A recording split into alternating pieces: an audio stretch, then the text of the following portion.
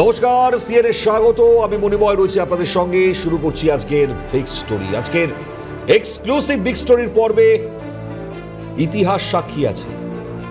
1963 সালে যখন থুম্বার নারকেল বিছে দাঁড়িয়ে কেরালায় সাইকেলের পেছনের ক্যারিয়ারে রকেটের শঙ্কু আর গরুর গাড়িতে করে স্যাটেলাইটের পেলোড বয়ে নিয়ে যাচ্ছিলেন ভারতের একদল পাগল প্রায় বিজ্ঞানী, তখন পশ্চিমী বিশ্ব, মার্কিন যুক্তরাষ্ট্র আর নাসা মুচকি হেসে বলেছিল, ক্ষুধার্ত ভারতের আবার মহাকাশ কিসে?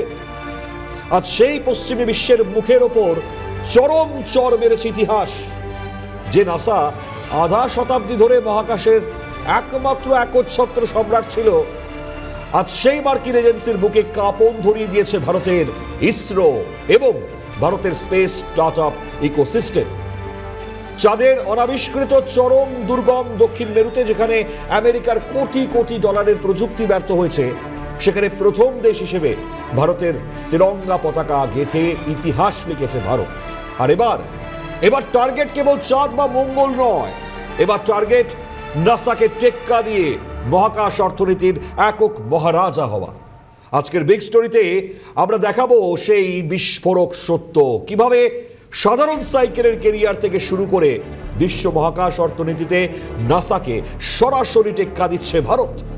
প্রধানমন্ত্রী নরেন্দ্র মোদীর মাস্টার প্ল্যান এবং দেশের 100টিরও বেশি স্পেস স্টার্টআপের বিপ্লব, কিভাবে দেশের বেসরকারি স্পেস স্টার্টআপগুলো ভারতের মহাকাশ অর্থনীতিকে $40 বিলিয়ন দিকে নিয়ে যাচ্ছে। অপারেশন সিন্দুর এর মতন সামরিক অভিযানে কিভাবে মহাকাশ প্রযুক্তি আমেরিকার পেন্টাগনকেও তাক লাগিয়ে দিল। একই সঙ্গে 2047 সালের মধ্যে নাসাকে পেছনে ফেলে ভারতীয় অন্তরিক্ষ স্টেশন এবং লুনার বেস তৈরির চূড়ান্ত ব্লুপ্রিন্ট। প্রতিরক্ষার ক্ষেত্রে অপারেশন সিন্দুরের মতন সামরিক অভিযানে কিভাবে মহাকাশ প্রযুক্তি গেম চেঞ্জার হয়ে উঠল। আগামী 50 বছরে ভারতীয় অন্তরিক্ষ স্টেশন থেকে শুরু করে চাঁদে স্থায়ী মানব ঘাঁটি তৈরির রোডম্যাপ এবং দেশের তরুণ প্রজন্মের জন্য মহাকাশ বিজ্ঞানে কি কি রোমাঞ্চকর কেরিয়ারের দুয়ার খুলছে। তাই আজ বিগ স্টোরিতে ভারতের মহাকাশ জয়ের পূর্ণাঙ্গ খতিয়ান তুলে ধরবো আপনাদের সামনে। রবিবার অর্থাৎ আজ জাতীয় মহাকাশ দিবস উপলক্ষে দেশের প্রথম সারি স্পেস স্টার্টআপের প্রধান নির্বাহীদের সঙ্গে অর্থাৎ সিইওদের সঙ্গে একক ঐতিহাসিক বৈঠকে মিলিত হয়েছিলেন প্রধানমন্ত্রী নরেন্দ্র মোদী। আর এই বৈঠকেই ভারতের বেসরকারি মহাকাশ খাতের উদ্যম, উচ্চাকাঙ্ক্ষা, উদ্ভাবনী ক্ষমতার ভূয়সী প্রশংসা করেছেন। প্রধানমন্ত্রী স্পষ্ট জানিয়েছেন, আমাদের এমন একটা পরিমণ্ডল তৈরি করতে হবে যাতে বিশ্বের বিভিন্ন দেশের সেরা মেধা মনে করে কেরিয়ার গড়তে হলে ভারতেই আসতে হবে। ভারতীয় স্টার্টআপ এবং মহাকাশ সংস্থাগুলির সঙ্গে যুক্ত হতে হবে। মহাকাশ প্রযুক্তিকে কেবল গবেষণাগারে সীমাবদ্ধ রাখলে চলবে না। সাধারণ মানুষের দৈনন্দিন জীবনযাত্রা সহজ করা, কৃষিকাজে সহায়তা, আবহাওয়ার সঠিক পূর্বাভাস, একই সঙ্গে দূর যোগাযোগ উন্নত করার মতন এই ক্ষেত্রে প্রযুক্তির ব্যবহার বাড়াতে হবে। সরকারের নীতিগত ধারাবাহিকতার কথা স্মরণ করিয়ে দিয়ে প্রধানমন্ত্রী বলেন, বেসরকারি ক্ষেত্র যে সরকারের ওপর আস্থা রেখেছে সেই বিশ্বাসকে মর্যাদা দিয়ে মহাকাশ নীতির সংস্কার অব্যাহত থাকবে। প্রধানমন্ত্রী মোদী কি বললেন শুনুন। एक नए क्षेत्र में साहस दिखाया है। सबसे बड़ी बात है कि आपने सरकार की बात पे भरोसा किया। मेरा एक मत रहा कि जो भी हम निर्णय करें हम उसमें कंसिस्टेंट रहे, हम बार बार उसमें बदलाव न करें, ताकि कोई भी रिस्क लेना चाहता है तो उसको भरोसा रहे कि भाई ठीक है, मेरी गलती के कारण कुछ गड़बड़ होगा तो ठीक है, लेकिन कोई मेरा हाथ नहीं छोड़ देगा। और ये विश्वास पैदा करने का हमारा प्रयास है। लोगों को हमें जोड़ना है। और जैसा मेहता ने कहा कि अब विदेश से लोग गए हुए वापस आ रहे हैं, मैं समझता हूं कि हमें ऐसा एक औरा खड़ा कर देना चाहिए कि इस फील्ड में दुनिया भर के लोगों को जिंदगी बनानी है तो हिंदुस्तान जाओ, भारत की कोई स्टार्टअप से जुड़ जाओ, भारत की कोई स्पेस एजेंसी से जुड़ जाओ। उसमें हम बहुत कॉम्पिटिटिव है, टैलेंट में तो कोई प्रश्न ही नहीं उठता है, और रिस्क टेकिंग कैपेसिटी हमारे देश के लोगों की वैसे भी ज्यादा होती है, और उसके कारण हम बहुत तेजी से अपनी जगह बना सकते हैं। তো এখন প্রশ্ন হলো, ভারতের বেসরকারি স্পেস স্টার্টআপ ইকোসিস্টেম ঠিক কতটা শক্তিশালী হয়ে উঠছে। আসুন তাহলে এক নজরে দেখে নেওয়া যাক বা দেখানো যাক আপনাদেরকে দেশের অগ্রণী কিছু স্পেস স্টার্টআপের কাজ। ভারতের নতুন যুগের বেসরকারি স্পেস স্টার্টআপগুলি মহাকাশ গবেষণার ক্ষেত্রে এক অভূতপূর্ব বিপ্লব নিয়ে এসেছে। হায়দ্রাবাদ ভিত্তিক স্কাইরুট অ্যারোস্পেস ভারতের প্রথম বেসরকারি রকেট বিক্রম এস উৎক্ষেপণ করে ইতিহাস তৈরি করেছে। বর্তমানে তারা আরো উন্নত বিক্রম 1, বিক্রম 2 রকেট তৈরির কাজ দ্রুত গতিতে এগিয়ে নিয়ে যাচ্ছে। অন্যদিকে চেন্নাইয়ের অগ্নিপুল কসমস বিশ্বের প্রথম একক টুকরোয় তৈরি 3D প্রিন্টেড রকেট ইঞ্জিন অগ্নিলেট উদ্ভাবন করেছে। একই সঙ্গে শ্রীহরিকোটায় ভারতের প্রথম বেসরকারি রকেট উৎক্ষেপণ প্যাড স্থাপন করেছে। বেঙ্গালুরুর পিক্সেল হাইপার স্পেকট্রাল স্যাটেলাইট প্রযুক্তির মাধ্যমে মহাকাশ থেকে তোলা ছবির ওপর কৃত্রিম বুদ্ধিমত্তা অর্থাৎ এআই প্রয়োগ করে পরিবেশ মনিটরিং, কৃষি এবং খনিজ অনুসন্ধানে সূক্ষ্ম বিশ্লেষণ দান করে যাচ্ছে। একইভাবে হায়দ্রাবাদের ধ্রুব স্পেস অ্যান্ড স্যাটেলাইট তার সমাধান, ছোট আকারের কিউবস্যাট নির্মাণ, একই সঙ্গে নিজস্ব গ্রাউন্ড স্টেশন পরিচালনায় দক্ষতা অর্জন করেছে। মহাকাশযানের গতিশীলতা বৃদ্ধিতে বেঙ্গালুরুর বেলাট্রিক্স অ্যারোস্পেস তারা কাজ করছে পরিবেশ বান্ধব ইকো ফ্রেন্ডলি প্রপালশন ইঞ্জিন এবং স্যাটেলাইটকে সঠিক কক্ষপথে পৌঁছে দেওয়ার জন্য।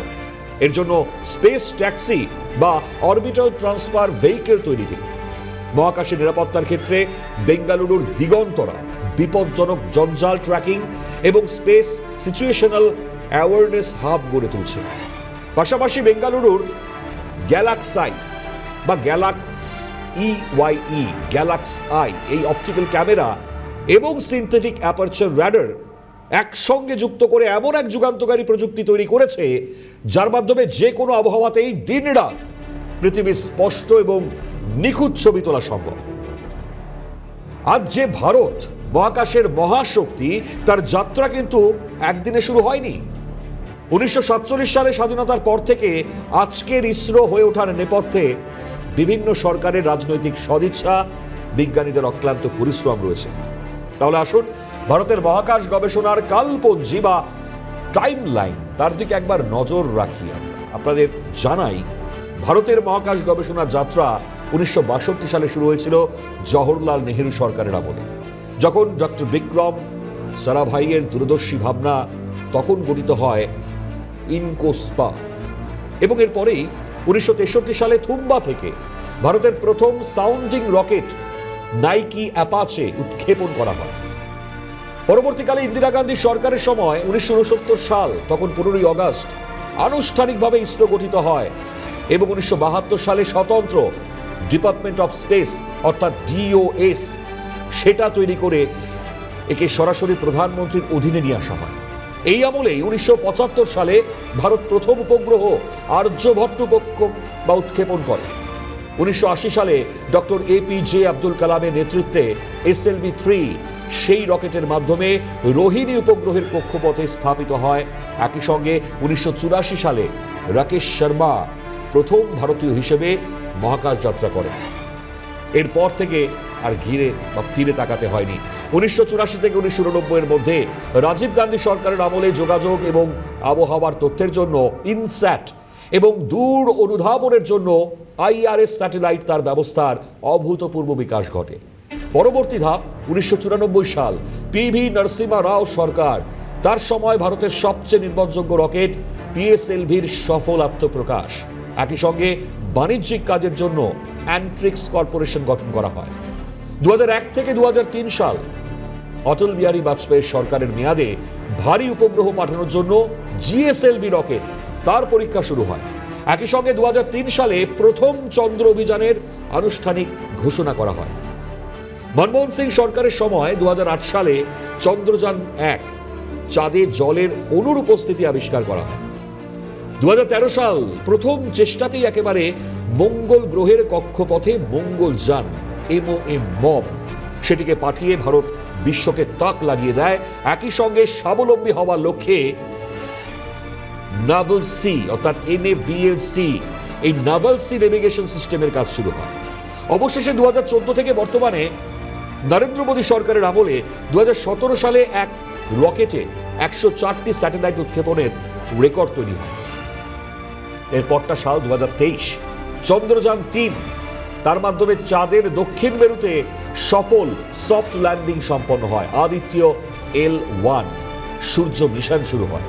ইন স্পেস সেটি গঠনের মাধ্যমে মহাকাশ খাতের বেসরকারীকরণ ঘটে। একই সঙ্গে গগনযান মানব মহাকাশ মিশনের প্রস্তুতিতে দ্রুত গতিতে এগিয়ে চলেছে। দেখুন, মহাকাশ প্রযুক্তি কেবল বৈজ্ঞানিক গবেষণায় সীমাবদ্ধ কিন্তু এখন আর নেই। এটি এখন জাতীয় নিরাপত্তার শেষ ঢাল।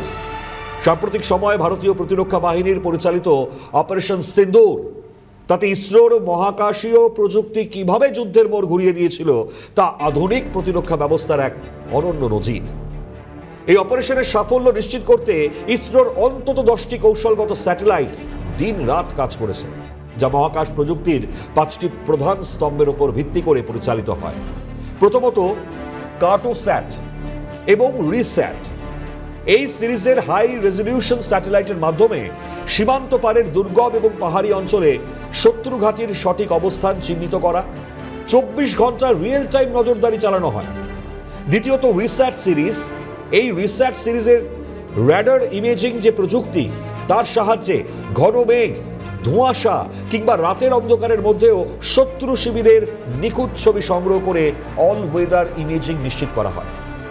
তৃতীয়ত রয়েছে ভারতের নিজস্ব নেভিগেশন সিস্টেম নাভাল সি। তার মাধ্যমে ড্রোন গাইডেড মিসাইল এবং যুদ্ধ বিমানগুলোকে নিখুঁত পথ নির্দেশ দেওয়া হয়, যার ফলে সেই সীমান্ত পার না হয়েও লক্ষ্য বস্তুতে আঘাত হানতে, ধ্বংস করতে সম্ভব করা হয়। চতুর্থত স্থলসেনা, নৌসেনা, বিমান বাহিনীর মধ্যে একটি এনক্রিপ্টেড এবং বিরামহীন সুরক্ষিত যোগাযোগ। তার জন্য GSAT-7 এবং GSAT-7A সামরিক স্যাটেলাইট ব্যবহার করা হয়। পঞ্চমত ইনস্যাট সিরিজের উপগ্রহ থেকে প্রাপ্ত আবহাওয়ার নিখুঁত তথ্য এবং বায়ুমণ্ডলীয় ডেটা মিসাইল এবং বিমান চলাচলের গতিপথ সঠিকভাবে নির্ধারণে গুরুত্বপূর্ণ ভূমিকা পালন করেছে। মহাকাশ খাত উন্মুক্ত হওয়ার পর দেশের তরুণ প্রজন্মের সামনে তৈরি হয়েছে বিপুল কর্মসংস্থানের সুযোগ। আজকের দিনে মহাকাশ বিজ্ঞানে কেরিয়ার গড়া মানে কিন্তু ওই শুধু অ্যাস্ট্রোনট বা মহাকাশচারী হওয়া নয়। মহাকাশ গবেষণার ক্ষেত্রে শিক্ষা এবং প্রবেশের সঠিক পথ শুরু হয় স্কুল স্তর থেকে, যেখানে একাদশ এবং দ্বাদশ শ্রেণীতে পদার্থবিজ্ঞান, রসায়ন এবং গণিত পড়া আবশ্যিক। এরপর স্নাতক স্তরে অর্থাৎ BE, BTech বা BSc, সেখানে aerospace, mechanical, electronics computer science বা ফিজিক্সে ডিগ্রি অর্জন করতে হয়। এক্ষেত্রে সেরা প্রতিষ্ঠান হলো কেরালার তিরুবনন্তপুরমে অবস্থিত Indian institute of speech science and technology, যেখানে JEE অ্যাডভান্স তার মাধ্যমে ভর্তি হওয়া যায় এবং পড়াশোনা চলাকালীন ভালো CGPA তা বজায় রাখলে সরাসরি ইসরোতে সায়েন্টিস্ট বা ইঞ্জিনিয়ার পদে নিয়োগের বিশেষ সুযোগ থাকে। বর্তমানে ইসরো ছাড়াও DRDO, HAL, NRSC এবং স্কাইরুট, পিক্সেল, অগ্নিবাণের মতন 300-এরও বেশি স্পেস স্টার্টআপ অ্যারোস্পেস, সেখানে engineer, satellite data analyst, AI expert এবং স্পেস ল বিশেষজ্ঞদের মারাত্মক তুঙ্গে রয়েছে চাহিদা। এবার আপনাদের মনে প্রশ্ন আসতেই পারে, আজ থেকে 10 হোক, 25 হোক কিংবা 50 বছর পর ভারতের মহাকাশ সফর কোথায় গিয়ে পৌঁছবে? যে ভবিষ্যৎ বা নিয়ার ফিউচার, তখন আমরা কতটা শক্তিশালী হতে চলেছি? ভারতীয় মহাকাশ অর্থনীতির কার্যত স্বর্ণ যুগ আসছে সামনে। 2030 সালের মধ্যে বিশ্ব মহাকাশ অর্থনীতিতে ভারতের অংশীদারিত্ব পৌঁছবে $40 থেকে $45 বিলিয়ন। তাহলে চলুন আপনাদেরকে দেখাই আগামী 50 বছরের ভারতের স্পেসের রোডম্যাপ। 2026 থেকে 2035 সালের মধ্যে ভারতের মূল লক্ষ্যই হলো আত্মনির্ভরতা অর্জন এবং নিজস্ব মহাকাশ স্টেশন প্রতিষ্ঠা করা, যেখানে লক্ষ্যমাত্রা 2028 থেকে 2035 সালের মধ্যে ধাপে ধাপে কার্যকর হবে ভারতীয় Antariksha station BAS, Gaganyaan mission, যার মাধ্যমে মহাকাশে মানুষ পাঠানো এবং নিরাপদে ফিরিয়ে আনার সক্ষমতা তৈরি হবে। একই সঙ্গে ভারী পেলোড বহনে সক্ষম নেক্সট জেনারেশন লঞ্চ ভেহিকেল বা NGLV তার বিকাশ ঘটানো হবে। পরবর্তী ধাপ তাদের কি লক্ষ্যমাত্রা 2035 থেকে 2050 সাল। এর মধ্যে নজর দেওয়া হবে চাঁদে মানব মিশন এবং লুনার বেস স্থাপনের ওপর, যার অধীনে 2040 সালের মধ্যে প্রথম ভারতীয় মহাকাশচারী চাঁদের মাটিতে পা রাখবেন। 2047 সাল, স্বাধীনতার 100 বছর, মাথায় রাখতে হবে এটি।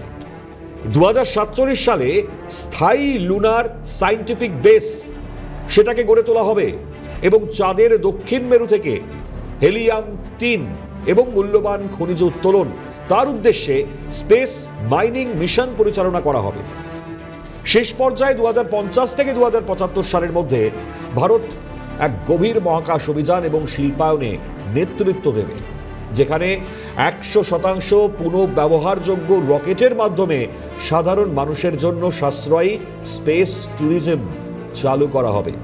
মহাকাশে সোলার প্যানেল বসিয়ে পৃথিবীতে ক্লিন এনার্জি পাঠানোর ব্যবস্থা করা হবে, অর্থাৎ স্পেস বেসড সোলার পাওয়ার।